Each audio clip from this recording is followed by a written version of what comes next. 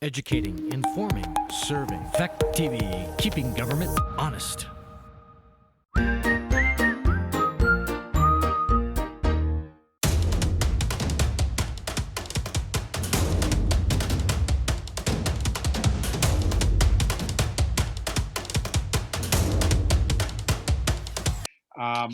I'm going to call the Wyndham Northeast Supervisory Union Board to order at 7 o'clock Wednesday, January 6th. And I take note of the fact that this is a special budget meeting. Chris, do we have any adjustments? I do not have any. Okay, are there any adjustments from board members? I'm not hearing any. And take note of the fact that if there are no adjustments, we can move to communication and public comment. A quick glance at the screen suggests to me that we have two members of the public here, Lisa and Cindy. Would either of you like to offer any public comment? Chris, do we have anyone in the chat with a comment? No, we do not. Okay. Well, I want to thank everyone who's here for being here. We'll go see who this is. Maybe we'll come up with a comment. I see that Margaret is also here. Margaret, we are still under communication public comment if you would like to offer either. And hearing no comment, then I'm going to move into FY21 budget anticipated approval. Chris, who's going to lead off our discussion here tonight? I know, Flora has, we can have Flora share the screen with you in regards to the budget, but I don't think there's really too many changes to the budget since the last time we met. Okay, and relevant to budget, I've just gotten out of the River Valley Tech Center meeting, and we did have our budget discussion. And I would like members in the public to know that the current budget figure for River Valley Technical Center in Springfield is $2,679,920. To put that in perspective, that budget is up $7,521 over the current operating budget. And if you're looking for percentages, that's 28 ten thousandths, or in other words, 0.3%. That budget is not final. If the tech center gets some good news on what's referred to as hold harmless, which is equalized students, then that budget is likely to see a decrease. But at this point, these numbers are conservative, and depending upon what happens to Bellows Falls Union High School in terms of our 6-semester rolling average compared to the 6-semester rolling averages of the other sending high schools, that will determine ultimately what taxation will be.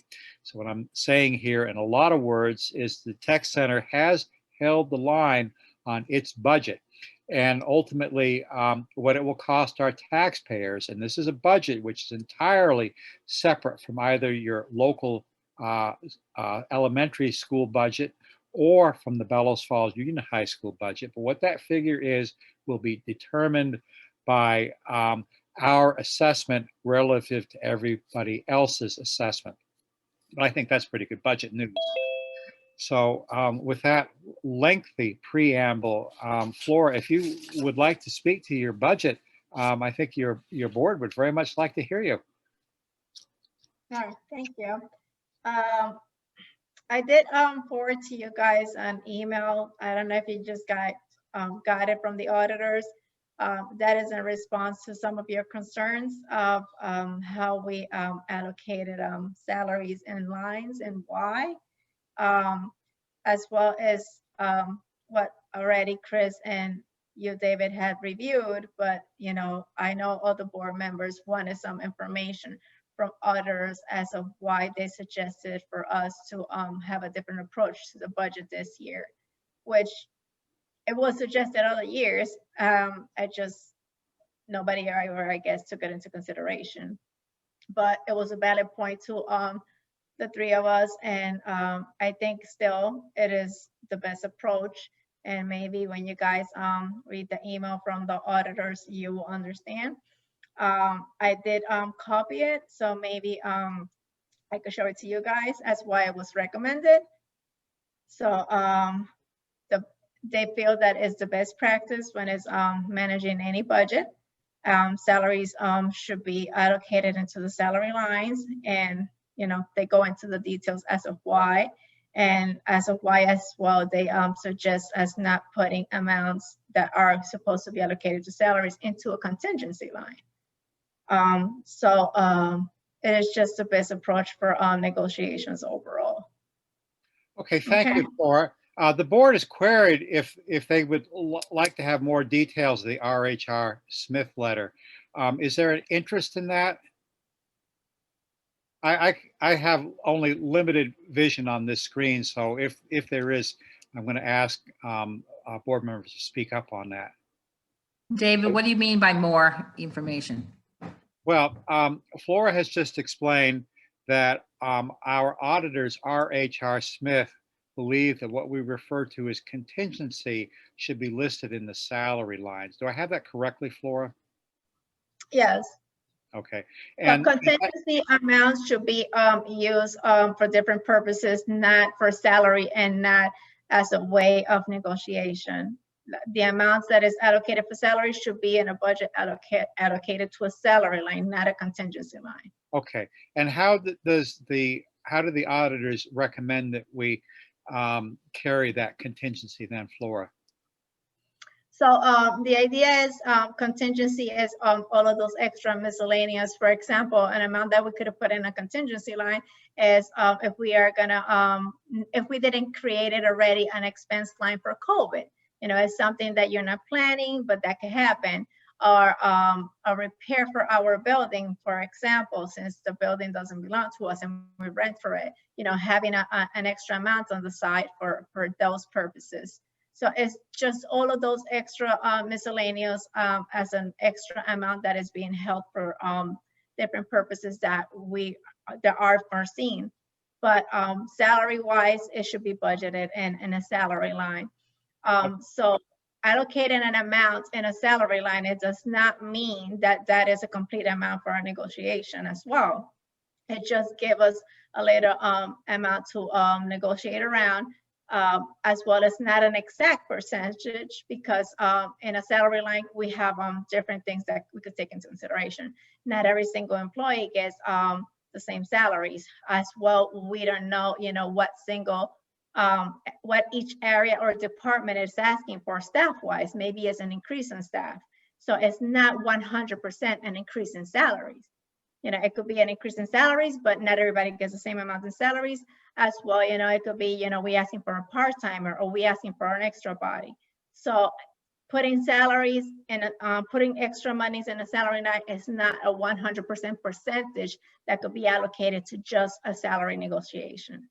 Well, thank you, Flora. And this is an important discussion, which not entirely certain is germane to tonight's main event, which is to see if we can approve a supervisory union budget. But I will point out that you have worked with Jack Breyer and others to produce a timeline so that the next time we're in a budget cycle, that maybe we can spend a little bit more time in thoughtful deliberation and also have enough time to strategize what some of the important areas for attention in a budget are. And I'm going to suggest, since I've heard no objections from any other board members, that we do hold this discussion on our regular budget timeline, which hopefully we will have adequately reestablished by the time school reopens in the fall of 2021. And once again, I appreciate, Flora, very much the efforts that you've put in to seek the the guidance of the auditors, because ultimately they need to be happy with the way we do our budget work. So thank you for that. And tell us now again, Flora, since I think it's really going to be just a recap of the discussion we had the last time we met, what the bottom line is, please, how that has changed since the operating budget, which we are under now, and how the assessments will affect the local district's bottom lines. I know as a for instance that Principal Hodgson managed to find, I believe, about $142,000 worth of savings in his budget. But if you did the math, it appeared that 138,000 of those savings dollars were actually the result of your budget work here at the SU. So it was very fortunate that he was able to enjoy the propulsive effects of riding on your coattails, Flora. That was great work. So tell us all about this budget, please. So for the adjustments that we did, because I know we don't want you guys to feel concerned of adjustments. So I just wanted to put, and we did added notes as why each of the lines were adjusted and how we came out to those adjustments. So for the food service, we level funded the budget. You know, we took into consideration the grants and programs and the department actually participate on. Revenue wise, which was one of your concerns this afternoon, we did take into consideration everything that the SU receives as of grants and assessments. And going into that was the adjustment that we did for each of the departments. Custodial adjustments was most likely their miscellaneous, because what we have allocated in custodial is everything building wise for the SU.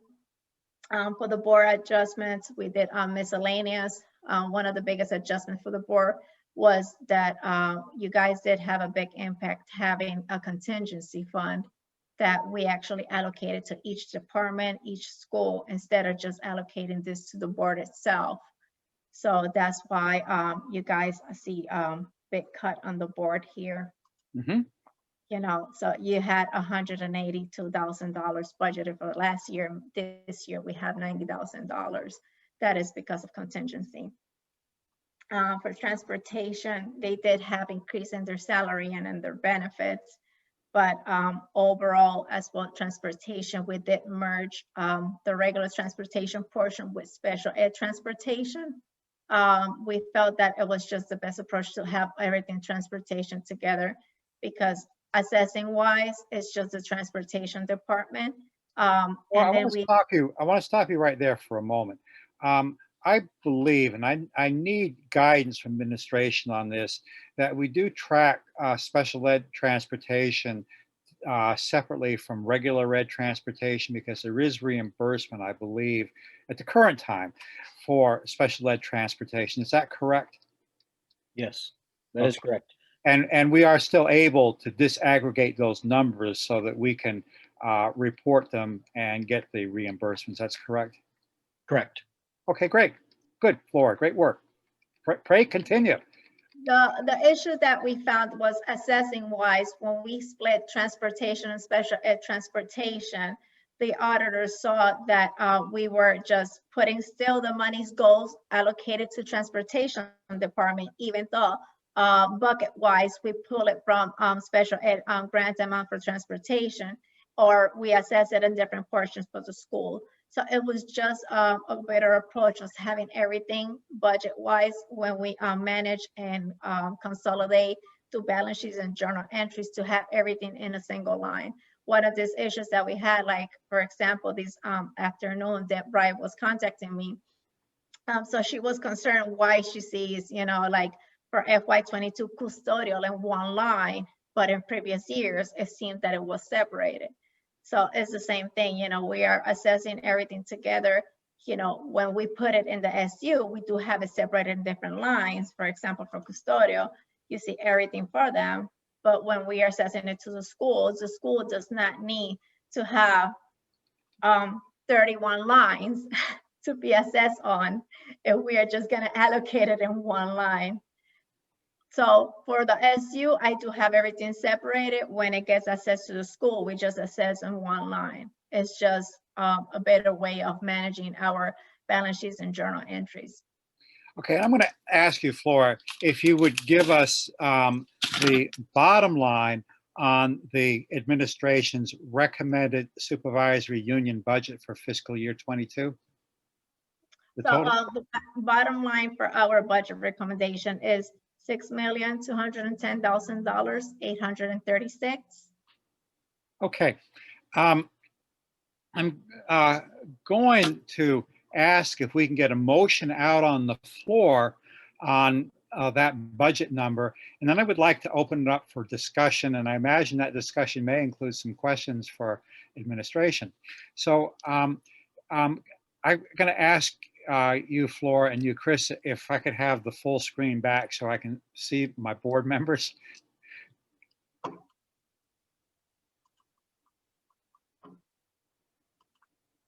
Thank you. Okay, so I'm looking for a motion on the supervisory union budget, and it is recommended to us by administration that we adopt a supervisory union budget of $6,210,836. Can I have a motion, please? So moved. Okay, thank you, Lynn. And is there a second? I'll have a second from Cheryl. So that's Lynn and Cheryl. All right. We're open for discussion and questions. Mr. Breyer, you are recognized. Thank you. I'm not sure. I'm in Massachusetts and on somebody else's computer, so I hope that this is functional. I just want to point out that the one thing that that has been a multi-year process has been the reformation of special ed. And I think that looking at those numbers, it's about a $500,000 impact. And I think that the team, Andy and his team, and Chris, who spearheaded this initiative initially, really need to get an attaboy for that, because this has been a chronic issue for us. And I also want to thank Flora and the auditors, because we've actually had auditing happening this time for the first time in 15 years, and the results show up here. And these are major milestones that we've sought for a very, very long time, and the budget is a beneficiary of that. It's the first time I've ever been here where we've had a cut of more than 1%. And I've been on these boards for kind of a long time. All right, an attaboy for Superintendent Pratt and an attaboy for Flora on behalf of the business office are duly noted. Others, a hand, or if you're not on video, a voice, please. Priscilla, is that your hand I see? Yes, please, Priscilla. Go ahead.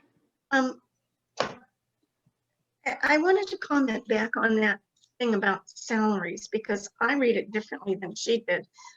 That's my first thing, and I've got a question, but I disagree with what was done in salary lines, since based on auditor's comment, salary increases are known, so yes, include those. And she says that's different from the budget as part of negotiations. It is not wise to identify dollar amounts that include raises. This tells me not to add in extra as part of the budget. This sounds So similar to a conversation you and I had last night, isn't it, Priscilla? Yeah, but I read it very differently when I read the auditor's thing that I just read. I mean, it says not to include extra. That's something that you don't know about, and so you shouldn't be including that, and you include the raises that you know about that are known. So you do include those.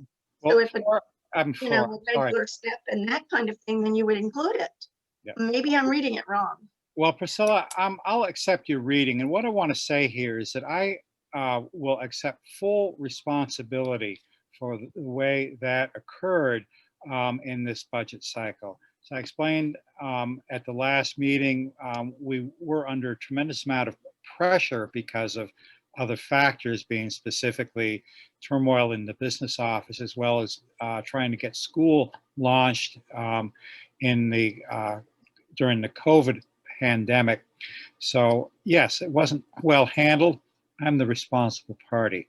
And I'm telling you right now, irregardless of who's chairing this board, when next time we're doing budget, I think we're going to do a much better job. So I Not appreciate necessarily. well, I'm hopeful of it anyway, Priscilla. Priscilla, anything else on budget? While Yeah. I mean, an amount of 6,210,000 something, but 8:30. I don't see that figure anywhere. Help us, will you please, Cheryl? Pardon me. Help us with that, please. Would you, Flora? Priscilla would like to know where to find the bottom line number. So if you see the complete data tab, because I did split the budget so you can see each tab is for each of the departments. But then at the end, I did put the overall information, and then it has a comparison for FY21, FY22. I did take into consideration your suggestions, so I did try to hide anything that had to do with any percentage or anything that I had provided previously. I did want to clarify as well on the behalf of the salaries and everything. This year we did try to work really in one-on-one, taking into consideration a lot of the auditors' suggestions. So we're hoping that next year we have a better audit and better understanding and communication with the auditors. Honestly, it is amazing that audits usually took last year 6 months. This year we were on point with auditors, really great communication. Today I met with them almost for 3 hours. And in the next 2 weeks, our audit draft should be finalized, which she gave us kudos to that. But our office, they tried to took into consideration everything they said, everything they suggested. And maybe it wasn't the Okay. agreement for everybody, but Thank you. Thank you, Flora. I'm seeing on the total here at the bottom of the sheet that I printed out right before the meeting of 593,470. Is For that replaced with this? FY22, Priscilla? Yes, Flora, you're queried, I believe. Can you respond to Priscilla on that? but at the bottom of but on this sheet that I printed out, but then at the bottom of this column here, it's 931,000. So I'm seeing all kinds of different figures and I'm not reconciling it in my brain. I apologize. I don't know which. It's not you. which I may have stopped finding it. I'm gonna, Flora, do you have a direct answer for Priscilla's question? Because I do have a hand up from Deb Wright, who would like to recognize as well. I am not sure which one.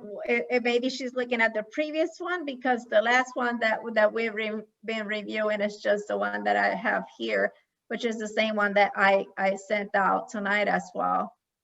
We only have the first budget that we presented, in this second one we don't have any other formats. And are you looking at the last tab, which has notes and everything and has the complete data information?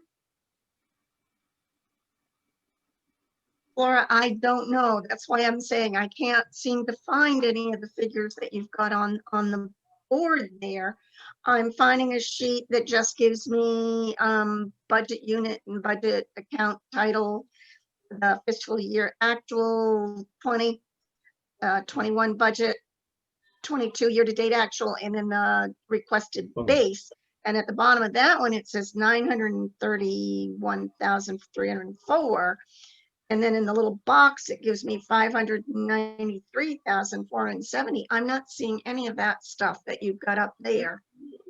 So that should be that you That's printed what out I'm seeing.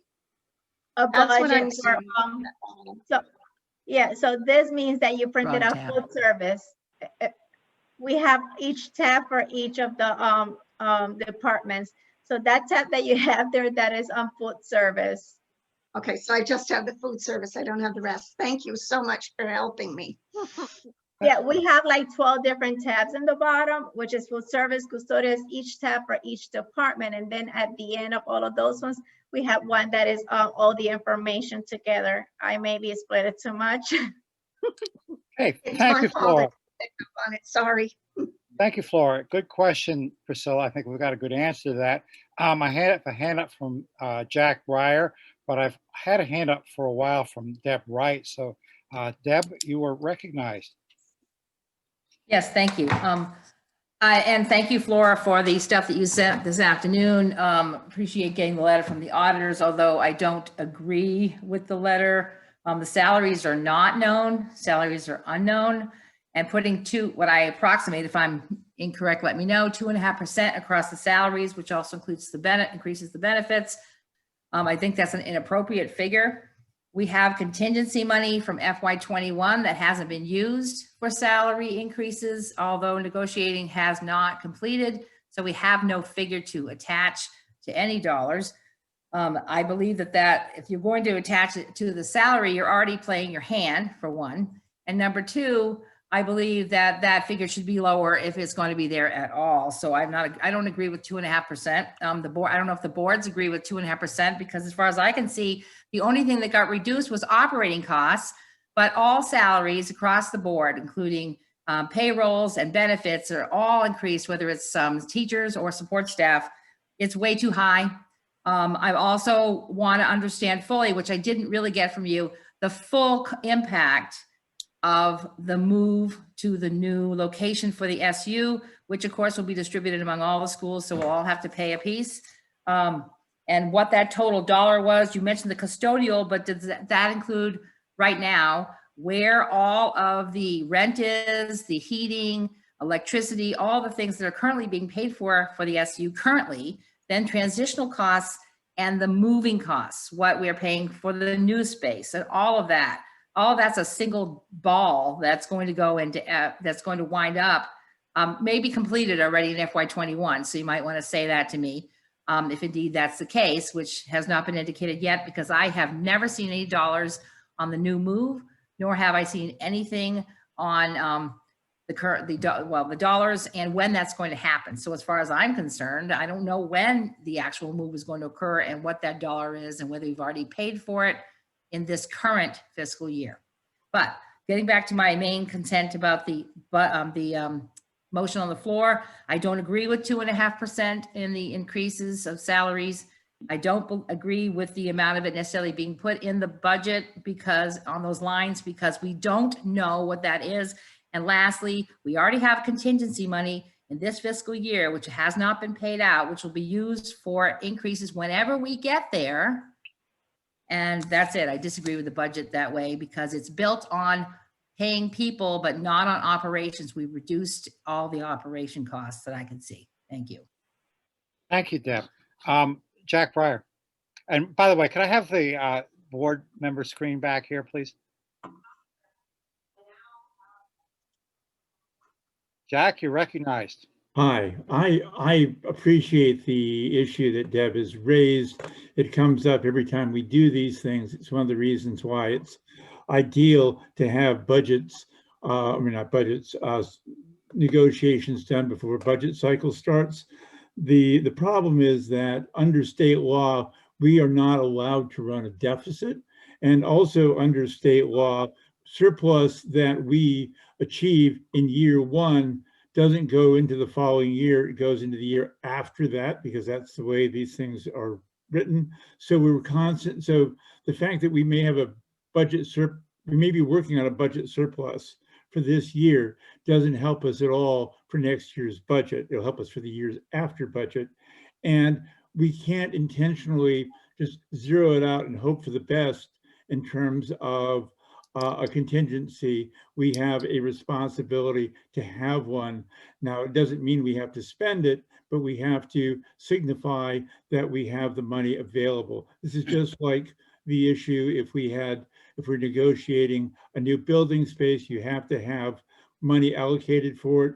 If you're negotiating anything, say paving a driveway somewhere, you have to have money allocated for it. You certainly don't want to spend it if you can avoid it, but you need to have in your budget by law a line item that identifies that you recognize this is a possible expense and a possible exposure. I philosophically, Deb, I'm completely in agreement with you, but I also have been slapped by auditors in the past and by the AOE in the past when we failed to put the money in. So that's all I can say. Okay, thank you, Jack. I want to remind the board that we're under discussion on a motion to adopt a supervisory union budget of $6,210,836. Deb Wright did query our business manager as to whether Flora can identify, or in this case, possibly Chris has the answer, whether you can identify specific moving costs in the event that the supervisory union is successful in moving its offices to a new location. I would be happy to recognize either Flora or Chris, whoever would like to whack away at that first. Chris, you're recognized. Yeah, so as right now, nothing's definite in regards to a move, but all the moving costs, like we discussed at the last SU board meeting, will be covered by a grant that we applied for and we got. So none of the moving costs will be picked up by local budget money. It's all going to be covered by the grant. Okay, thank you for that response. We are under discussion of a motion. Deb, I have your hand again, I believe. Would you like to respond to that? You do. No, I appreciate the information, Chris, because that means I can stop thinking about how much money it'll cost to move when it happens. However, I guess my comment is whether I could ask for a friendly amendment to reduce the budget in salaries by 1%. That's my ask.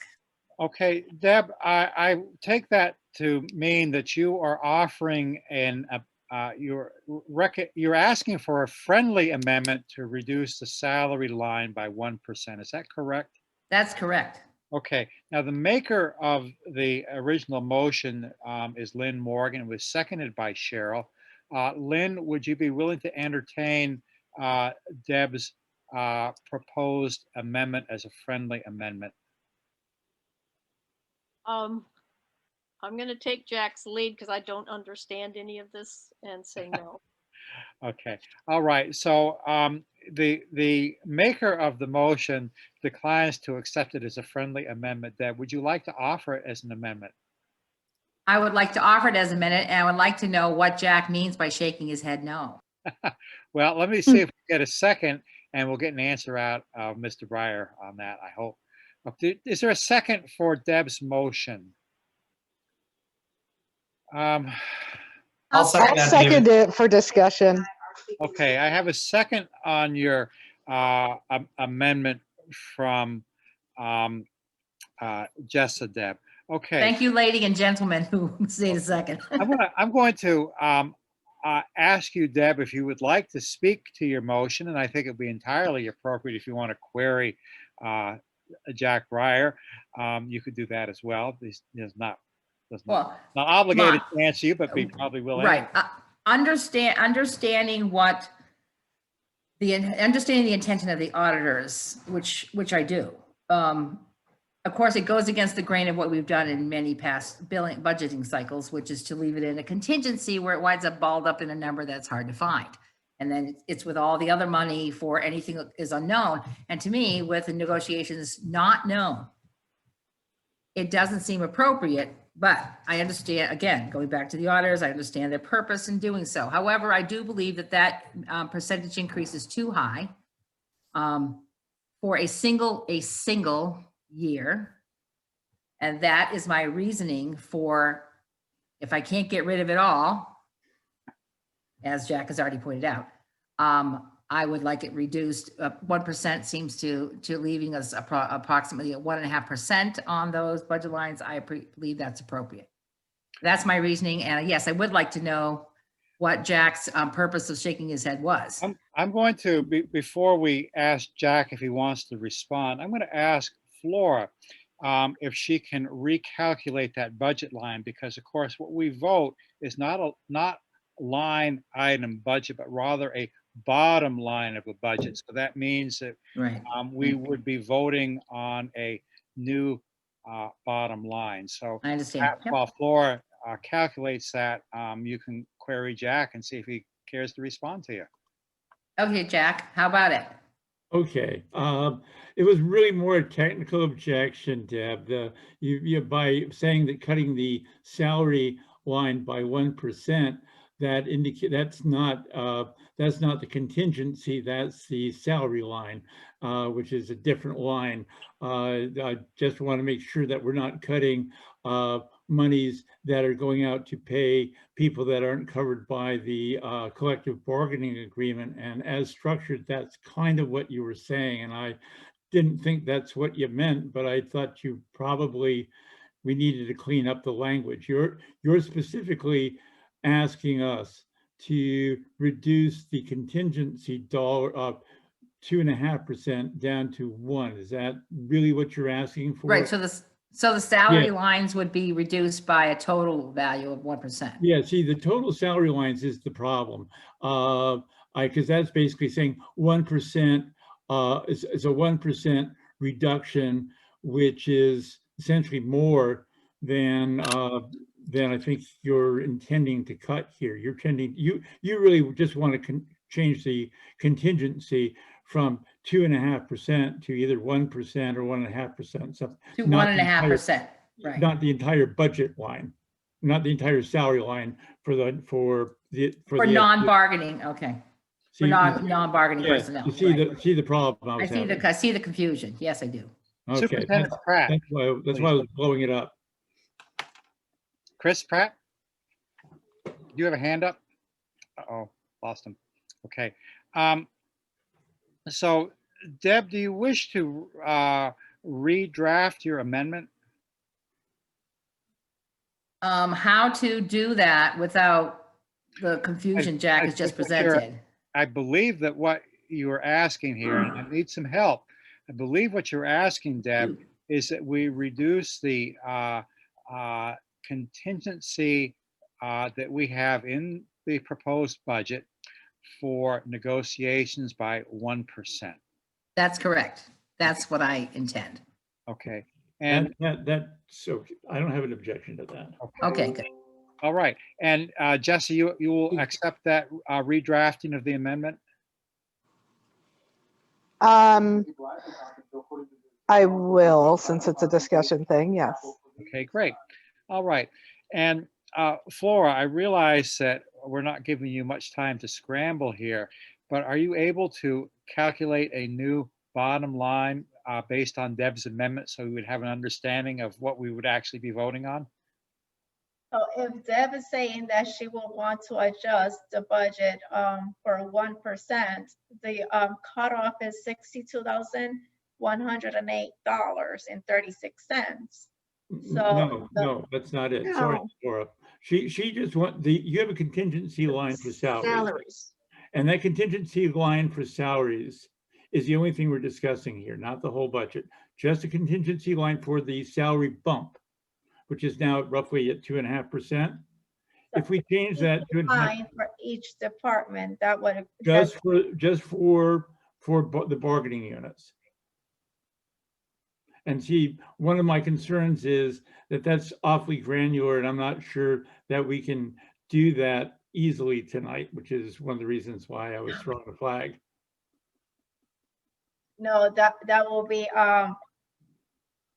asking each of the departments to let us know what they're going to be adjusting and who they will be adjusting, because not everybody is allocated the same. Not everybody gets the same salaries and everything.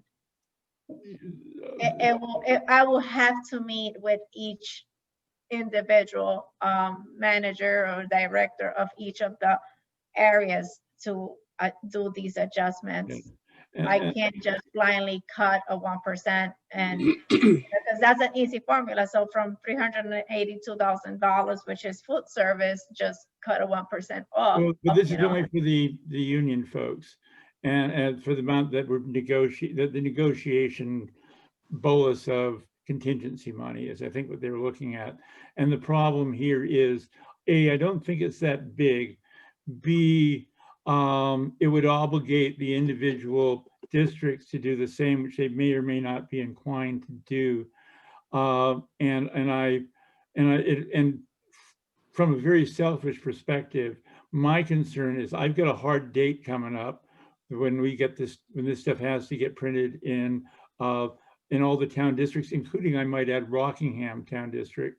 And that if we eat up meeting time and push this out for another week, we're going to have a problem getting all that stuff in for the district budgets. I fully sympathize with Deb's objection and all the rest of it, but to be perfectly honest with you, I think this is a fairly small amount of money, and I think that this is something where we can just be giving our negotiators fairly hard instructions that in public of what we believe the maximum amount we should be prepared to negotiate, just like we would for any other contract, to be honest with you. I'm going to address Deb here. Deb, what we're hearing here is the suggestion that we're not able to rapidly disaggregate that figure. Therefore, what you might want to do with the acquiescence of your seconder would simply be to pick a dollar amount by which you feel that we should reduce the contingency for salary negotiations. So Because that would be a straightforward number. And do I hear you, Flora? Yes, so I sure get the budget. So I did have the variance and percentage that was adjusted for each of the departments overall, which it did include salaries and miscellaneous benefits could not be adjusted. That's something that I have mentioned before. You know, our benefits went up and we had no control over that. But I did presented how much was the variance from one year and another one, an adjustment for each of the departments, as well as percentage-wise and money-wise. When you guys mentioned contingency, so this was allocated as contingency for the last year, which was $163,958. So that's what you guys had as contingency, which we didn't allocate that this year. Okay, if Flora, you reduce that 163,958 contingency by 1%, what is the new figure, and what is that? What does that do to the bottom line of the budget we're under discussion on, please? Basically pull 17,000 out of it, Flora. Fine, that's a good way to do it. Yeah, that's it. 17,000, 6,210, 836 less 17. I have a pen in one hand and my mouse in the other. Can we have that number, please?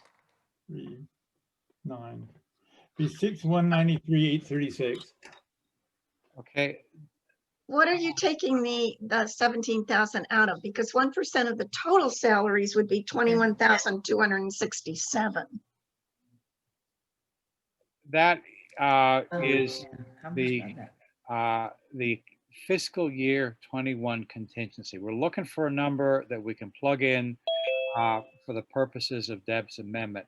I'm aware that I also have a hand up from Jessa, so I'm trying to help the board work through the amendment. And as soon as we have that number, then I would like to see if Deb wishes to remake her amendment one more time, and then I would recognize Jessa. Okay. Well, I don't know how you're going to spread that. You know, how are you spreading that across the salaries, $17,000? That's what you're saying. Well, Deb, what we're told is we have approximately 163 or 165 uh, contingency. You had From suggested last you year, want to yeah. reduce it by 1%. Okay, and Mhm. that's the 1% works out to roughly $17,000. So that's what a 1% reduction would look like. And I'm going through this torturous exercise because, as I've pointed out, we vote a bottom line budget, not the line item. yep. So that's what makes it difficult. Then I would simply, the amendment would be to reduce the budget by 17,000 or a budget of 6,193,836. Correct, Okay, Jack? and Jessa, as seconder, are you all right with that?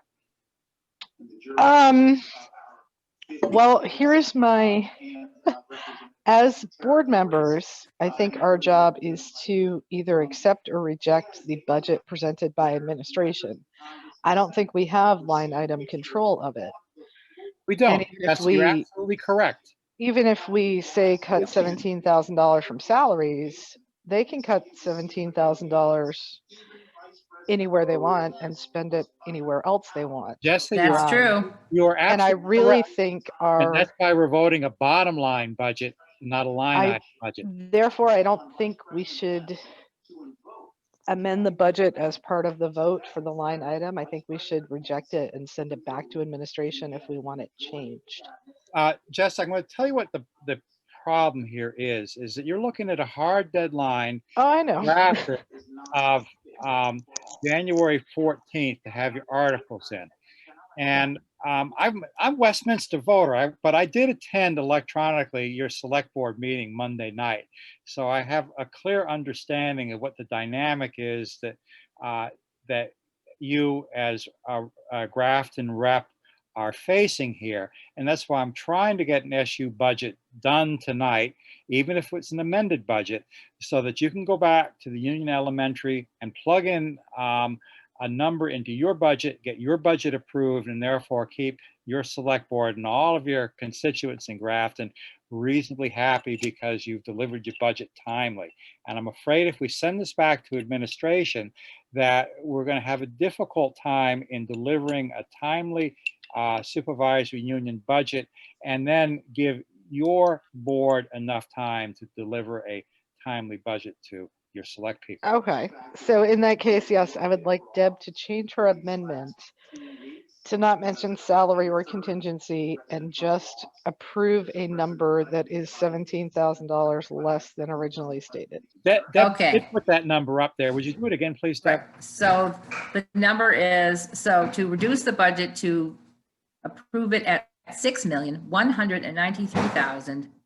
$6,193,836. Okay, and are you comfortable with the second? I'm Jeff? very happy with that, yes. Okay, now I have a hand again now from Priscilla. So Priscilla Lambert, you are recognized. Okay, so Rockingham, the high school, and the other boards have to have a figure to base this on. So what does the 17,000 do?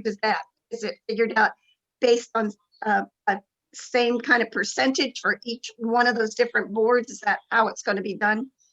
I'm going to answer your question, That's Priscilla. shaking his head, yes. I'm going to answer your question. When the SU board adopts a budget, the budget is assessed to the member districts based on a formula. And that will determine how the $17,000 reduction, if it's approved by this board, will sugar off in Rockingham, Bellows Falls Union High School, and the Union Elementary. A little here and a little there, right? Good way to put it. Each one of them. Okay, thank you. So we are still under discussion of the amendment, which is to adopt a budget of $6,193,836,000. Are we ready for the question? David, I see Molly's hand is raised. Molly, I'm sorry. Please go ahead, Molly. You should have slapped me. That's okay. I knew somebody would get my back. So I just want to make sure we all understand what we're doing here. We are taking $17,000 off the budget for the SU offices, which is part of that money gets distributed through everywhere, which $17,000 isn't a lot of money at the end of the day. But by doing this, what we're really doing is all the work that Flora and her team have put into this budget. And this is the most professional budget that I've ever seen. And I've been doing this not as long as David and Jack, but I've been on these boards for a long time. They're very easy to understand. They're very well written. She knows what she's talking about. So probably you're all thinking, what's the big deal at $17,000? But I bet you that she's made that budget between her and Chris tight enough where $17,000, they're going to have to pull that out of something. And I get where we're trying to take that out of, but I'm pretty sure that when we get to the towns and the high school boards, they may not support this. So that $17,000 has to come from somewhere, and it may not come from that line item that Deb is trying to adjust. And I don't disagree with the thinking on this, but I just don't think this is, I don't think it's fair to our administration team that has tried really hard to give us a good budget, and now we're telling them to pull 17,000 out of something. And you know, all the years I've been on these boards, and I'm sure David, you've heard it, you know, oh, there's fluff in budgets. There's no fluff in budgets, and it costs money, and these budgets are so close to being, I mean, there's not huge increases this year, and we should be very proud of that. And I just want everybody to understand what they're doing. They're asking them to pull almost $20,000 out of somewhere. And maybe Chris and Flora are thinking right now, that's easy, we got it here, but I bet they don't. There isn't money hid up to move or anything else. That's all, there's nothing there. That's I all will I have got. to meet Thanks. with each department to see how we could adjust. Like, we met with each department and we adjusted $891,000 already. And an extra $17,000, it means, you know, who we're meeting, what we're gonna be adjusting. You know, if you compare, you know, last year's budget to this year, we cut almost $900,000 from a previous budget, you know, and that Right. includes salaries and everything. If you see, that's why I present the variance from one year to another one, so you could see how each department made a cut, even though they did allocated salary increases, even though our benefits went up almost a 9%, we still managed to go line by line and cut down almost $900,000 from a budget. You know, this means Good, that Flora, we will good, have to good, see- good. You've made your point, Flora. Okay, I'm going to ask to have my screen back. And then I do want to explain something here to board members. And that is that if this board approves this budget, the local boards cannot reject it.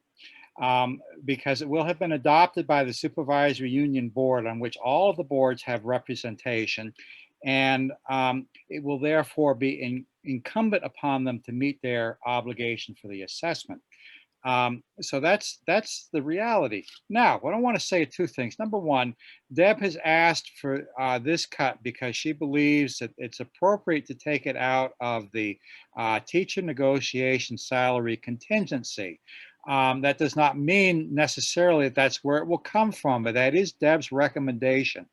And I will point out that we hire a competent administration to give us guidance and do the heavy lifting on these things. So I would ask everyone to bear that in mind, which I think is what Molly's point was, is that there is, shall we say, a subtext here as to whether we accept the wisdom and judgment of our administration in delivering us a good budget. And I certainly think that the budget at $6,210,836 was a good, tight, responsible budget. No small piece of engineering in my judgment, and that's based on a lot of years of experience. However, we are under a motion to, pardon me, an amendment to a motion to amend the bottom line of the supervisory union budget to $6,193,836, which represents a $17,000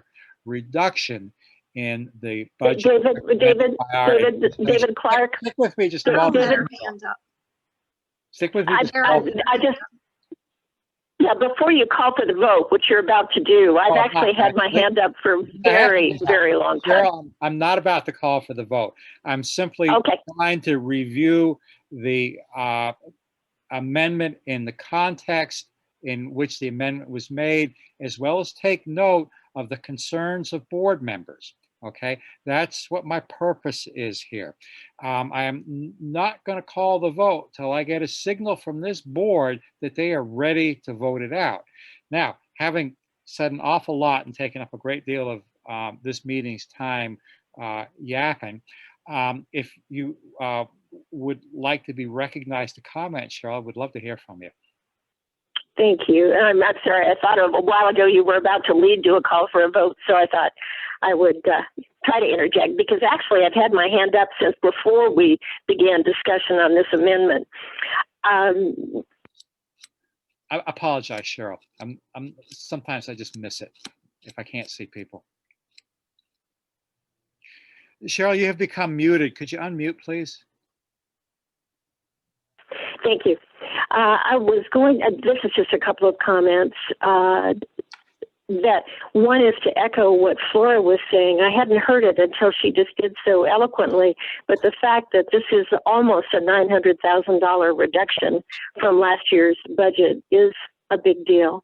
And some of those cuts have come in particular in the superintendent's office and in some other areas, including finance, the business office, where we've gotten some efficiencies and as Flora was pointing out a moment ago, some major cuts have been made actually in all the departments. So I commend the work that the staff has done there. In approving a budget, let's speak to both a potential increase in compensation and a contingency fund. Neither of those are givens. Spend that money, it becomes a ceiling which we work. And so I actually agree with what the accountants have said to us today. They're simply saying budget for it. It doesn't mean you'll spend it, and don't mix up compensation with a contingency fund. So at any rate, I think this is a reasonable budget. I don't support a $17,000 reduction, and I will vote against this proposed amendment, and I will support the proposed budget when we get to that. All right. We are under discussion of an amendment, and the amendment is to amend the budget in the main motion, which was moved at $6,210,836, and the amendment was to reduce that by $17,000 to a new budget number of $6,193,836. If all board members feel that they've had their opportunity to— David, I'd like to say something. I guess we're not, so we're ready, Priscilla, go ahead. I just don't know where, again, like I talked when we did the Rockingham one, I don't know where she's getting the 7 million that she started with from last year, because that's not the published amount that I'm seeing, that where it's published fiscal year 21 WNESU proposed budget expenditures in the Rockingham budget book, Rockingham town meeting book. So I don't know where that's coming from, because that's way more than the 7 million that was in there. So if you go by that, we've come down an awful long ways, even more than what she's giving us. Okay, is that a good thing or a bad thing, Priscilla? Well, it is, except I don't think they don't equate, and I'm not understanding why they don't equate. Cheryl, is that, pardon me, Cheryl, Flora, is that a question which you can readily answer, or will it require research? No, so I guess that what she sees is a lot of different add-ons and things that goes to the schools, not really that's supposed to be allocated to the SU. When we did the budget, we took into consideration things that were just 100% part of the SU, not things that were part of grants or not extra expenses that were part of the schools. So that's why we adjusted it to what was allocated 100% to the SU. Thanks for explaining that. Okay, Chris Pratt. Jason Terry's had his hand up for an awful long time. That's what I was gonna say. Jason Terry just had a question. Terry, a patient man rides a donkey. You're recognized. That's a Jamaican proverb. True statement, David. I just had a quick question for you guys that have been around here a long time. With there's a lot going on in the news, and I saw where Westminster is no longer with Grafton and Athens. How is all of that going to affect the this and tax payments and all that I'm going to kind of ask stuff? Jack Breyer, who is intimately involved with that, if you can respond to your query. Mr. Breyer, can you answer Jason's question? And you may also want some support from Cheryl, who also has been hugely involved in the effort. Here's the thing, the allocation that'll be paid for by Athens and Grafton and Westminster, whether it's as one 3-town district or a 2-town district and a 1-town district, really won't change the bottom line. It is my expectation that between the vote by Westminster, the approval or disapproval by the 2 towns, the referral to the State Board of Education, the State Board of Education getting around to ruling on it, the inevitable legal appeal of the State Board of Education's ruling on it, we will be into next year, or we'll be preparing the budget for fiscal year FY23. It really isn't going to be an issue for us, and it wouldn't be an issue if a miracle occurred and they approved our Westminster's petition tomorrow. Thank you. Other questions, comments? Chris Pratt. I just wanted to speak to the budget in general. Myself and Flora and her team and everyone from Lynn to Andy and special ed. I mean, we really, went into this budget and there is no meat on the bone at all. And so I just wanted to put that out there, is that, in my 26 years and my 7 years as a superintendent, I've never reduced a budget by this much. It's no easy task, and it took a team effort to do that. Like I said, Flora and her team, Andy and his team, Lynn, myself, everybody. And so I think it needs to be said that we cut any more from this budget. I understand, we're talking about, salaries here and stuff, but, it's about the bottom line. And the bottom line is, I mean, every little bit that's taken away from this budget now it's going to hit us. We proposed a budget that we could work with. Anything less than that, it's going to be real difficult to do that based on the, we didn't put anything aside and say, okay, the board comes back and says we want to cut this much more. We didn't. We gave it all to you, and any amount from the budget now, it's going to make it difficult. All right. Bearing in mind that we're now an hour into our budget discussion here, I'm going to recognize Deb Wright and then Jack Breyer. So Deb, go ahead, please. Okay, so I want to go back. I don't like to use the word so to start a sentence. However, I just want to go back to that last page where the complete data is and look at how the budget is structured. Now, again, I understand we're up against it time-wise, fire drills created here. However, the FY21 budget bottom line was salary, the budget was $7,102,462 with salaries at $1,901,564. The FY22 budget, even at $6 million, with salaries at $2,126,702, with, of course, appropriately the benefits going up as well. And that leaving the miscellaneous to take the hit. I just want people to understand the only thing that keeps increasing is the wages and benefits, while the operating budget and all the other performance things that are required to run the school systems are going down. That's where our reductions are coming from, not in salaries. Salaries continue to go up. And that is where we have a problem, which is it's an unsustainable system. We have a lot more remote learning now. And again, I don't want to talk about performance because we're not here to do that in this meeting, but it is a significant concern for me, and it is a significant concern for me to tell the taxpayers, even with the budget going down, where those lacks will come during the next fiscal year when they are concerned about things their students are not getting. I just point that out. I guess it doesn't seem to me as though this amendment is going to pass, and I could pull it if that seems like what I should do, and that it sounds like what I should do, but I'm not happy at all. And the bargaining position which we are being put in by those numbers in the salaries and benefits is very disconcerting. And if we were in an executive session, I'd have a lot more to say. Thank you. Thank you, Deb. I do have comment, but I'm going to hold it at least until I've recognized Mr. Breyer. Go ahead, Jack. Is there anyone else, by the way? Can I just have a quick hand if somebody else has discussion here? Okay, go ahead, Jack. Was that your hand, Molly?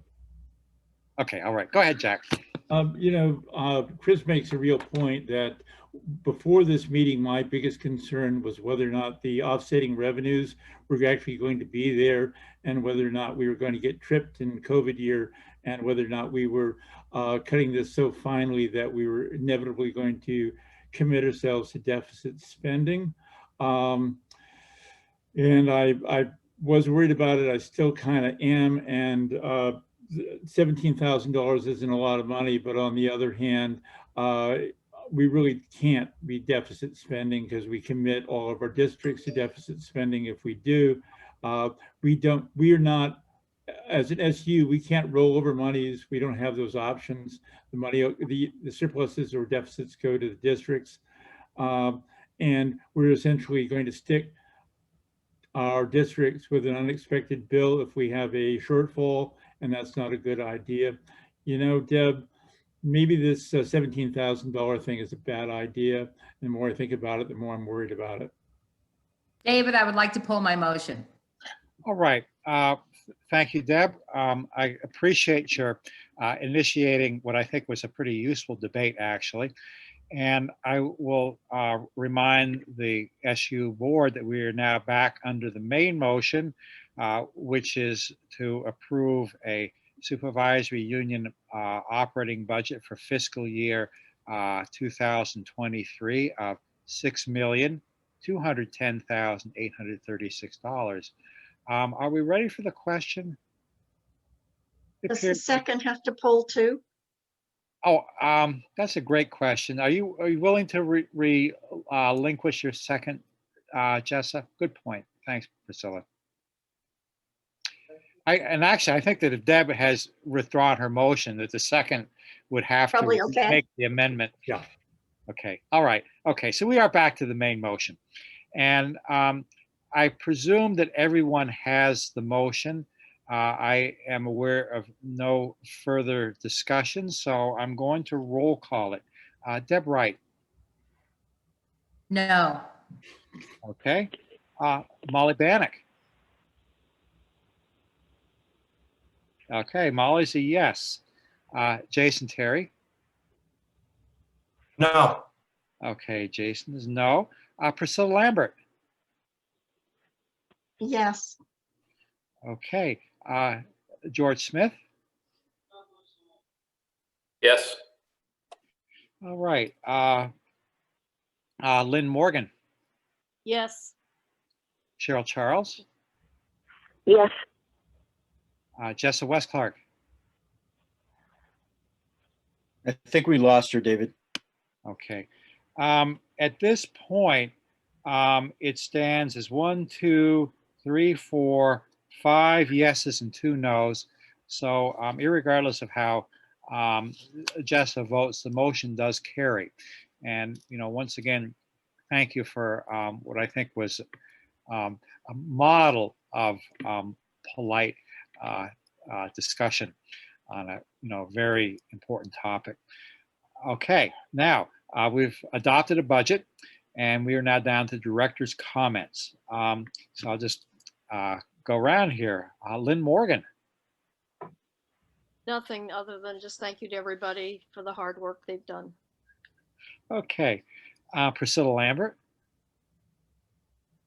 Yes, this was my 5th meeting today by Zoom, so I'm a little meetinged out, but I do want to say that, at least it's calming down in the Capitol, and it looks much more peaceful at this point, and like things will settle eventually, although the 6 o'clock curfew isn't being obeyed apparently, because there people were still there when I came to the meeting. But at least it looks like we've got some semblance of order coming back, and that's a good thing. And I'm just glad that I work in Vermont and with such goals are on this board. Thank you, Priscilla. Deb Wright. I think I had more than enough my say. And yes, if you see my Christmas tree back there, just like it looks like it's Priscilla's, because my grandson that I hardly ever see, my autistic grandson, is coming to my house on Saturday. And I very much want him to see a tree. So we're going to continue lighting it every day until I see him on Saturday. And then I will deconstruct. Thank you, everyone. I hope you have a happy new year. Thanks, Deb. Sorry, you're going to see mine for another month because my grandson's girlfriend's coming from Japan in February and they want it left up. Now that one you won't see because that one's outside. The inside one will be. Good for us. Molly Bannock. I'm good, thank you. Thanks, Molly. Jason Terry. No comments. Thanks, David. Okay. Jessa West Clark, have you come back? All right. George Smith. Yeah, I just wanted to say that I fully understand where Deb Wright was coming from. We've got every line item going down except for those specific items she mentioned. So I fully understand where she's coming from, and I feel that. I just didn't feel that $17,000 was worth hanging up the process, but I'm in line with that thought process. So thanks, and blessings to you all. Thank you, George. Cheryl Charles. Oh, thank you. I think I'll make a quick comment in response to Jason Terry's question, fair question, about whether there would be any financial impact from Westminster's possible withdrawal from the Westminster Athens Grafton School District.